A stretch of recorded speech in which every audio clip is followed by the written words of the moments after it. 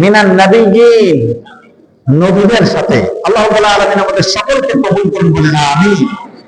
ওয়াসিদ্দিকিন, যারা সৎ ছিল, সৎ মানুষদের সাথে, সালেহ বান্দা যারা ছিল, সেই সালেহিনদেরকে সেখানে থাকার জন্য তাদের যেখানে জায়গা হবে, নবিয়্যিন, সিদ্দিকিন, শুহাদা,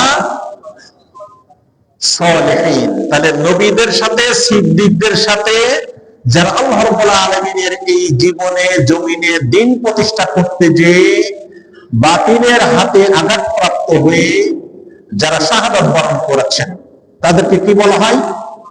বলেন, শহীদ বলা হয়।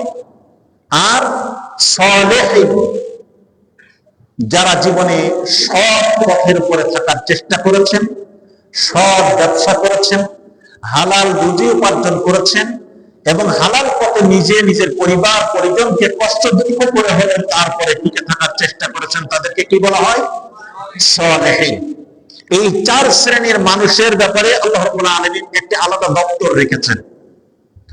আমরা কি ওই দপ্তরে যেতে চাই না সিজিনে যেতে চাই? বলে হুজুর সিজিন তো বুঝি না, সিজিনটা কি? সিজিন হলো আমাদের দেশে যারা কাঠ কে প্রসেস করে, ফার্নিচার তৈরি করতে, যে এটা একটা হিট চেম্বার বানায়। এই কাঠগুলোর ভিতরে যত ধরনের রস আছে সবগুলোকে হিট দিয়ে ওর ভিতর থেকে বের করে পুড়িয়ে আগুন দিয়ে এত টাইট করে যে সেই কাঠে কোনোদিন আর ঘুণ লাগতে পারে না। সেই চেম্বারকে সিজনিং চেম্বার বলে।